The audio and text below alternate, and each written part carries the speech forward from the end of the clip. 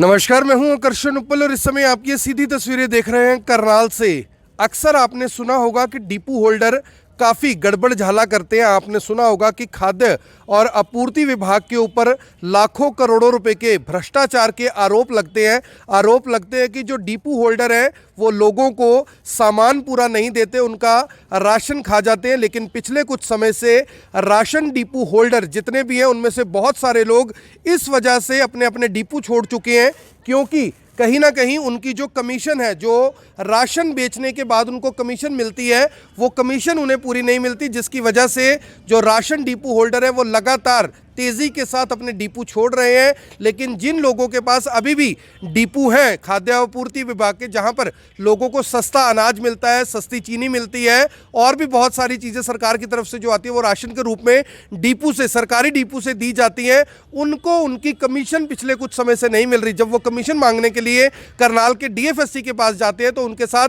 दुर्व्यवहार किया जाता है, उन्हें डराया जाता है, धमकाया जाता है। उनके ही विभाग के एक इंस्पेक्टर जिनका नाम राजेश कुमार बताया जा रहा है, वो भी धमकाते हैं डिपो होल्डरों को कि तुम अगर इस तरह से यहां पर आओगे तो हम तुम्हारे यहां पर छापेमारी करेंगे। क्या कुछ पूरा मामला है? डिपो होल्डरों के जो प्रधान है गौरव शर्मा, सबसे पहले उनसे बात कर लेते हैं। गौरव जी, पिछले कुछ समय में डिपो होल्डरों के ऊपर बड़े सवालिया निशान उठते थे, क्योंकि मैं खुद इस बात का साक्षी हूँ कि अब लोग हमारे पास नहीं आते कि किसी को राशन पूरा नहीं मिल रहा, तो कहीं ना कहीं डिपो होल्डरों ने अपने काम को ठीक से करना शुरू किया, लेकिन आप लोगों की कमीशन नहीं आ रही। इसको लेकर आज डीएफएससी से मिले थे आप, कौन है डीएफएससी और क्या बात हुई पूरी?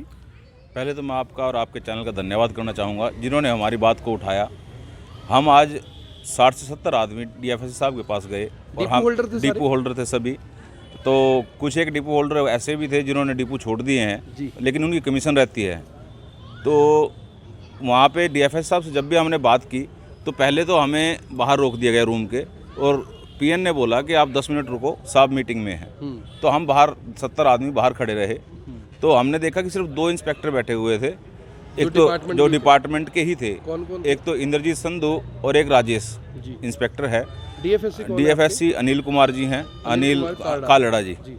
तो उनसे हमने मिलने के लिए समय मांगा था, तो वो अपने रूम से बाहर आए उन दोनों इंस्पेक्टरों के साथ ही। इंस्पेक्टर तो बाहर गार्ड चाहिए थे साथ में, मुझे नहीं पता सर इस बारे में। वो खुद तो इंस्पेक्टर गाड़ी के पास चले गए और हमें डीएफएससी साहब से कहा सर हमने आपसे बात करनी है। डीएफएससी साहब बोले कि मेरे को डीसी साहब ने बुलाया है और मैं मीटिंग में जा रहा हूँ। तो मैंने कहा सर आप मीटिंग में जा रहे हो, कोई बात नहीं, हमारी बात सुन लो, 10 मिनट के लिए टाइम दे दो, या फिर आप हमें समय बता दो कि हम काफ़ी देर से समय से वेट कर रहे हैं, या फिर आप हमें बताइए कि हम आपकी कितनी वेट करें, हम वेट करने के लिए भी तैयार हैं। तो वो कहने लगे चलो कोई बात नहीं, आप बोलो। मैंने कहा सर आप अंदर बैठ जाइए, बात कर लेते हैं। तो बोले नहीं यही बात करो, तुम्हें जो बात करनी है। तो हमने कहा सर हमारी पिछली जो 6 महीने की कमीशन रुकी हुई है, 4 महीने से मेरे ख्याल से कन्फर्ट में आई हुई है। हमें इस प्रकार से हमें पता लगा था कि हमारी कमीशन डीएम कन्फर्ट के, एमडी कन्फर्ट के पास पड़ी है। लेकिन डीएफएससी साहब बोले कि ऐसे थोड़ा ना होता है, ये तो सरकार पीछे से डालेगी तो हम आप लोगों को मुहैया करा देंगे। लेकिन मुहैया करा देंगे तो हमें ये था कि हमारे अफसर हैं, हम आपके पास ही गुहार लगाने के लिए आए हैं कि आप हमारी कमीशन दिला दीजिए। लेकिन नहीं। फिर उसके बाद डीएफएससी साहब से हमने और मशीनों के बारे में भी कहा कि हमारी मशीनें जो हैं ठीक से काम नहीं कर रही हैं। कई डिपो होल्डर गांव वाले हैं, बहुत परेशान रहते हैं कि जिनका नेट नहीं चलता, और डीएफएससी साहब ने उसकी भी सुनवाई करने के लिए मैंने उनको बताया कि यहाँ पे एक हमारे यहाँ पे विक्रम नाम का लड़का है जो मशीनों का काम करता है, मशीनें ठीक करता है। लेकिन उनको उस लड़के के बारे में भी नहीं पता था कि ये विक्रम नाम का लड़का कोई काम करता है हमारे यहाँ पे। तो प्रोग्रामर को वो बुलाया उन्होंने कि प्रोग्रामर को बुलाओ। प्रोग्रामर को मशीनों के बारे में क्या नॉलेज है? प्रोग्रामर को तो अपना प्रोग्राम के बारे में पता है कि मैंने राशन डालना है और उन्होंने वितरण करना है। वितरण हम लोग तभी सही कर सकते हैं जब हमारे पास राशन। इसका मतलब जो आप लोगों को मशीनें सरकार ने दी है वो खराब पड़ी है, कहीं ना कहीं काम नहीं कर रही। जी सर, उसमें क्या है, मशीनें, कई मशीनों में नेटवर्क ही नहीं आता कई गाँव में। अच्छा। शहर में हम लोग जैसे पहले जो मशीनें थी उन मशीनों में फोन के हॉटस्पॉट से ऑन करने के बाद मशीन से कनेक्ट हो जाती थी। लेकिन इन मशीनों में हॉटस्पॉट नहीं चलता। इनमें उन्होंने सिम दिया हुआ है जहाँ पे कई सिमों का नेटवर्क ही नहीं आता। तो फिर वहाँ पे क्या हुआ जी, जब डीएफएससी ने ये बात कर ली फिर क्या बात हुई? तो उन्होंने कहा कि भाई चलो देखते हैं, इसके बारे में भी हम कराएंगे, मशीनों के बारे में भी आपका समाधान कराएंगे। मैंने कहा चलो आप करा दो, बहुत अच्छी बात है। लेकिन जब डीएफएससी साहब वहाँ से निकल गए तब हमारे एक डिपो होल्डर भाई से इंस्पेक्टर बोले कि अगर यही जिप्सी तुम्हारे डिपो पे अगर घूम जाए तो कमीशन को मुझे सब भूल जाओगे तुम यहाँ पे, और किस किस को कमीशन चाहिए मेरे सामने लेके आओ। तो धमकाया आप लोग? धमकाया हम लोगों को, भाई कमीशन के मांगने के लिए आप आए हो तो किसको कमीशन चाहिए बताओ मुझे। राजेश इंस्पेक्टर ने ये बात कही है। और इनकी मैं ऑन द रिकॉर्ड बोल रहा हूँ, आपको कंप्लेंट भी दे रहा हूँ इस बारे में कि अगर इनके गेहूं के स्टॉक की और जीरी की पीवीआर करा ली जाए ऑन द वीडियोग्राफी, तब पता लगेगा कि इनके पास राशन कितना है। डिपो होल्डर की चेकिंग करनी है, करो। सरकार जिसका बोलती है, जिसका नाम लेती है, करो आप चेकिंग। अगर कोई डिपो होल्डर गलत कर रहा है तो मैं आपके चैनल के माध्यम से कहना चाहता हूँ, और जिस दिन मैं डिस्ट्रिक्ट प्रेसिडेंट बना था उस दिन ही मैंने कहा था कि अगर कोई डिपो होल्डर भाई गलत चला तो हम उसके साथ नहीं हैं, तो उसके साथ ना होने के बाद हम महकमे के साथ खड़े होंगे।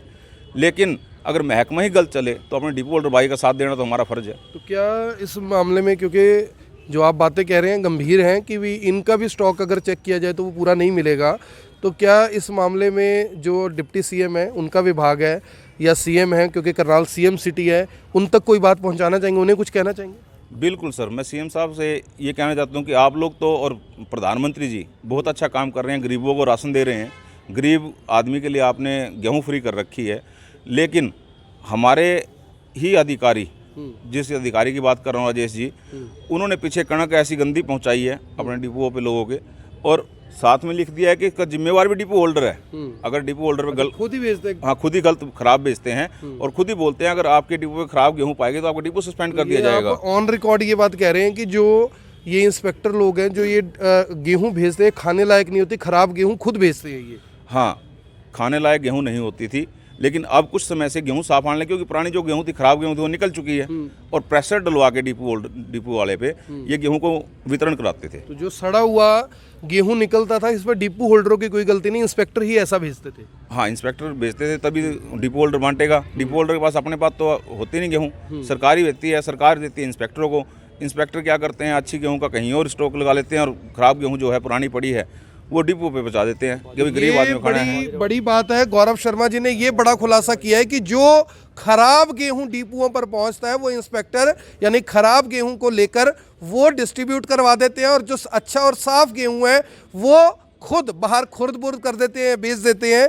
विकास जी, आपके पास भी डिपो है, आप भी गए थे आज, क्या मामला था, आपको कैसे जाना पड़ा, आपके पास डिपो है, ये कैसे गए थे? देखिए, मैं गया था, मेरे विभाग में मैंने 2 कंप्लेंट डाल रखी हैं भी उस पर जांच कराओ। मैं गया था उसके लिए, मेरे पास पहले डिपो था, मैं उसकी कमीशन जो रुकी हुई थी जब मेरे नाम पे डिपो, उसके लिए गया था। तो डीएफएससी साहब ने जो इन लोगों के साथ व्यवहार किया, मैं वहीं पे था, वो व्यवहार गलत किया। और 50 आदमियों में पर्सनली मेरे से पूछा कि आप यहाँ पे कैसे, मैंने विभाग में कंप्लेंट, डीएफएससी ने बोला है, तो मैंने विभाग में कंप्लेंट कर रखी है। तो उसमें क्या जांच हो रही है, क्या नहीं हो रही, पिछले 3-6 महीने से पेंडिंग पड़ी है, तो उसके लिए तो मेरा अधिकार बनता है उसका स्टेटस जानने का, क्या स्टेटस है उसका। एफआईआर भी हुई है कहीं? पहली जो कंप्लेंट थी उनमें 5 एफआईआर करा रखी है भ्रष्टाचार के खिलाफ। तो क्या व्यवहार हुआ इनके साथ फिर? व्यवहार इनके साथ जो इंस्पेक्टर थे वहाँ पे, उन्होंने बोला कि अभी डीएफएससी यही गाड़ी लेके तुम्हारे डिपो पे पहुँच जाए तो तुम्हारा क्या होगा, अगर डिपो होल्डर की गलती है, डिपो होल्डर की शिकायत तो जाओ, लेकिन अगर हर आदमी का अधिकार है अपनी आवाज़ को उठाना। और सबसे बड़ी बात और मैं आपको बताऊँगा, और सीएम साहब इस बात को ध्यान से सुने, पिछले महीने डिपो पे गया बाजरा पहुंचा, कभी 28 को, कभी 29 तारीख को, वो भी चल जाएगा, कोई बात नहीं, चलो लेट हो गया। बाजरा किसी भी डिपो पे कंडा करवा के नहीं पहुंचवाया गया, ओन ऐसी गाड़ी से गाड़ी बैक कराई, कट्टों की एवरेज में बाजरा बेच दिया। ऐसा कोई डिपो होल्डर नहीं जिसका बाजरा 1 क्विंटल 2 क्विंटल 3 क्विंटल नहीं घटा। डिपो होल्डर ने बाजार से लिया, किसी से भी लिया, अपना स्टॉक पूरा किया। इंस्पेक्टर बेच गए उसको? इंस्पेक्टर क्यों बेच गए, बिना डीएफएससी के बिक जाएगा। डीएफएससी को पता नहीं है, एक भी वो पर्ची नहीं कटी, एक भी अगर मान लो डिपो में बाजरा भेजना है, वजन करके भेजना है, तोल के तो जाएगा।